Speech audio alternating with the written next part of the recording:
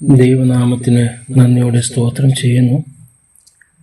കഴിഞ്ഞ 4 എപ്പിസോഡുകളിൽ കർത്താവായ യേശുക്രിസ്തു മാത്രമാണ് ലോകരക്ഷിതാവ് എന്ന വിഷയത്തെ ആസ്പദമാക്കി ചില കാര്യങ്ങൾ നാം ചിന്തിക്കുകയുണ്ടായി. ഇതിപ്പോൾ എപ്പിസോഡ് 5 കടന്നു വന്നിരിക്കുകയാണ്.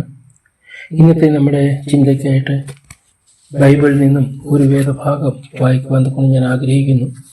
റോമർക്കെതിരെ ലേഖനം 6-ാം അധ്യായം അതിൻ്റെ 23-ാം വാക്യം. റോമർ അതിൻ്റെ 6-ാം അധ്യായം അതിൻ്റെ 23-ാം വാക്യം. പാപത്തിൻ്റെ ശമ്പളം മരണമത്രേ, ദൈവത്തിൻ്റെ കൃപാവരമോ നമ്മുടെ കർത്താവായ യേശുക്രിസ്തുവിൽ നിത്യ ജീവൻ തന്നെ.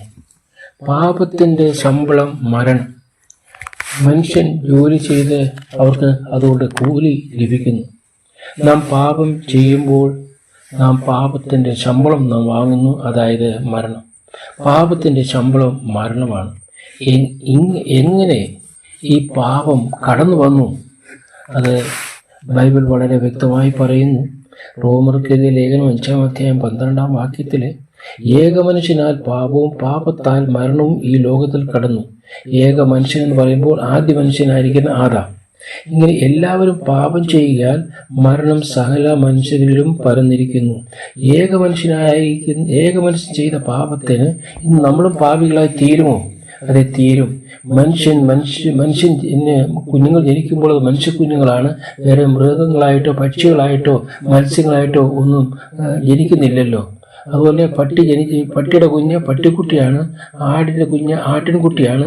ഈ വിധത്തിൽ പാപിയായ മനുഷ്യൻ്റെ കുഞ്ഞ് പാപിയായ മനുഷ്യനാണ്, പാപിയായ മനുഷ്യക്കുഞ്ഞാണ് എന്ന് നാം മനസ്സിലാക്കേണ്ടിയിരിക്കുന്നു. പാപം ചെയ്ത മനുഷ്യനെ ദൈവം ശിക്ഷിക്കുമോ? ദൈവം സ്നേഹവാനല്ലേ? ആന്നു, ദൈവം സ്നേഹവാൻ തന്നെയാണ്. എന്നാൽ നാം ഒരു കാര്യം നാം മറന്നു പോകരുത്. ദൈവം സ്നേഹവാൻ മാത്രമല്ല, ദൈവം നീതിമാൻ കൂടിയാണ്. അപ്പോൾ ദൈവം സ്നേഹം മാത്രം കാണിക്കുന്നവനല്ല, നീതിയോടുകൂടി ദൈവം സ്നേഹം കാണിക്കുന്നവനാണ്. നമ്മുടെ ദൈവം ദഹിപ്പിക്കുന്ന അഗ്നിയല്ലോ എന്ന് വെളിപ്പെടുത്തിയിട്ടുണ്ട്. എബ്രായർക്കെതിരെ 12-ാം അധ്യായത്തിൻ്റെ 29-ാം വാക്യത്തിൽ നാം കാണുന്നുണ്ട്. ദൈവത്തിൻ്റെ ഈ 2 സ്വഭാവ ഭംഗം വന്നുകൂടാ. 2 സ്വഭാവമുണ്ട് ദൈവത്തിന്. എന്നാൽ ഈ 2 സ്വഭാവത്തിന് ഭംഗം വന്നുകൂടാ. ഭംഗം വന്നാൽ ദൈവമല്ല. ഒന്ന് ദഹിപ്പിക്കുന്ന അഗ്നിയാണ്, ഒന്ന് ദൈവം സ്നേഹമാണ്. അപ്പോൾ ഈ 2 സ്വഭാവങ്ങൾക്കും ഭംഗം വരാതെ വണ്ണം മാനവരാശിയെ രക്ഷിക്കണം. ഒരു പക്ഷേ നീതി വിധിക്കുന്നു, സ്നേഹം രക്ഷിക്കുന്നു.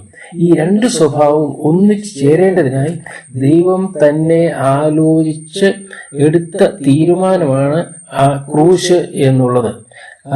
ക്രൂശിങ്കൽ ദൈവത്തിൻ്റെ നീതി നിറവേറി. അത് മാത്രമല്ല, സ്നേഹം അവിടെ നമുക്ക് കാണുവാൻ കൊണ്ട് കഴിയുന്നുണ്ട്. സ്നേഹം പ്രദർശിപ്പിച്ച ആ ഒരു സ്ഥലമാണ് കാൽവരി ക്രൂശ് എന്നുള്ളത്. പാപത്തിൻ്റെ ശമ്പളം മരണമാകിയാൽ ക്രിസ്തു മരണത്തെ ഏറ്റെടുത്തു. കാരണം പാപത്തിൻ്റെ ശമ്പളം മരണമായിരിക്കുമ്പോൾ അത് വേറെ ആർക്കും ആ മരണത്തെ ഏറ്റെടുക്കുവാൻ കഴിയുകയില്ല, ആ പാപത്തെ ഏറ്റെടുക്കുവാൻ കഴിയുകയില്ല. എന്നാൽ ദൈവം താൻ തന്നെ തൻ്റെ ഏകജാതനായിരിക്കുന്ന പുത്രനെ കാൽവരി ക്രൂശിൽ അയച്ച് ആ നീതി താൻ അവിടെ നിറവേറ്റി എന്ന് നമുക്ക് കാണാൻ കഴിയുന്നുണ്ട്. അങ്ങനെ ദൈവത്തിൻ്റെ നീതി നിറവേറ്റിക്കൊണ്ട് പാപിയെ ശിക്ഷിക്കാതെ വിടുന്ന രംഗമാണ് നമുക്ക് കാൽവരി ക്രൂശിൽ കാണുവാൻ കഴിയുന്നത്. വേറൊരു വിധത്തിൽ പറഞ്ഞാൽ, ഇങ്ങനെ നീതിയുടെയും സ്നേഹത്തിൻ്റെയും ഒരു ചുംബന സ്ഥലമാണ് ക്രൂശ്. ഇതുകൂടാതെ പാപിയെ രക്ഷിപ്പാൻ ദൈവത്തിന് ഏതെങ്കിലും മാർഗം ഉണ്ടായിരുന്നുവെങ്കിൽ തൻ്റെ ഏകജാതനായിരിക്കുന്ന പുത്രനെ മരണത്തിന് ഏൽപ്പിക്കുകയില്ലായിരുന്നു. ഇപ്പോൾ ക്ഷമിക്കപ്പെടാത്ത ഒരു പാപമേ ഉള്ളൂ. സകല പാപങ്ങളും ക്രിസ്തു വഹിച്ചു കഴിഞ്ഞു. ഈ ക്രൂശിൽ അവൻ ചെല്ലുന്നത് സകല പാപവും അവൻ്റെ രക്തമുഖാന്തരം മോചിക്കുന്നു. ഞാനും നിങ്ങളും പാപം ചെയ്ത് പാപിയായി ജീവിക്കുന്ന സമയത്ത് നമുക്ക് ആ കാൽവരി ക്രൂശിലേക്ക് ചെല്ലുന്നുവെങ്കിൽ അത് ക്ഷമിക്കുന്ന ആ കർത്താവായ യേശുക്രിസ്തു നമ്മുടെ സകല പാപങ്ങളും ക്ഷമിക്കും. എന്നാൽ ഈ യേശുക്രിസ്തുവിനെ സ്വീകരിക്കുക എന്ന പാപത്തിന് പരിഹാരമായിട്ട് ഒരു മരുന്നും വൈദ്യനും ഇല്ല. അപ്പോൾ ഈ യേശുക്രിസ്തുവിനെ, പ്രിയ മിത്രമേ, ഈ യേശുക്രിസ്തുവിനെ നിങ്ങൾ സ്വീകരിക്കുന്നില്ല എങ്കിൽ, ആ സ്വീകരിക്കായകയാൽ നിന്റെ മേലുള്ളതായിരിക്കുന്ന ആ ശിക്ഷാവിധിയിൽ നിന്നും ഒരിക്കലും മാറ്റം വരുത്തുവാൻ തൊക്കൊന്നും കഴിയുകയില്ല. അപ്പോസ്തല പ്രവൃത്തി 4:12 വായിക്കുന്നത്, മറ്റൊരുത്തിനും രക്ഷയില്ല എന്ന് പറഞ്ഞു കഴിഞ്ഞപ്പോൾ വേറെ ആർക്കും, മാനവജാതിയിൽപ്പെട്ട മനുഷ്യകുലത്തിൽപ്പെട്ട ഒരു വ്യക്തിക്കും രക്ഷിക്കപ്പെടുവാൻ വേറൊരു വ്യക്തിയുമില്ല. നാം രക്ഷിക്കപ്പെടുവാൻ ആകാശത്തിന് കീഴിൽ മനുഷ്യരുടെ ഇടയിൽ നൽകപ്പെട്ട വേറൊരു നാമവുമില്ല. അപ്പോസ്തലപ്രവൃത്തി 4:12 നാം കാണുന്നുണ്ട്. പിന്നീട് ഒരു വേദഭാഗങ്ങൾ വായിക്കട്ടെ. അവന്റെ പുത്രനായ യേശുവിന്റെ രക്തം സകല പാപവും പോക്കി നമ്മെ ശുദ്ധീകരിക്കുന്നു. ചുരുക്കമായിട്ട് ഞാൻ പറഞ്ഞു കഴിഞ്ഞാൽ, ഈ ലോകത്തിലെ മാനവജാതിയുടെ മധ്യത്തിൽ രക്ഷയ്ക്കായിട്ട് ഏകരക്ഷാമാർഗം, ഏകരക്ഷാ നായകൻ, ഏകരക്ഷാ കർമ്മം, ഏക ദൈവം, ഏക മധ്യസ്ഥൻ, ഏക ഉദ്ധാരണം, ഇതെല്ലാം നമ്മുടെ കർത്താവായ യേശു ക്രിസ്തു മാത്രമാണ്. ഇതിനപ്പുറത്ത് ആരെങ്കിലും എന്തെങ്കിലും ചിന്തിച്ചിട്ട് രക്ഷ ലഭിക്കാം അല്ലെങ്കിൽ സ്വർഗത്തിൽ പോകാം എന്ന് വിചാരിക്കുന്നുവെങ്കിൽ അത് തെറ്റാണ്.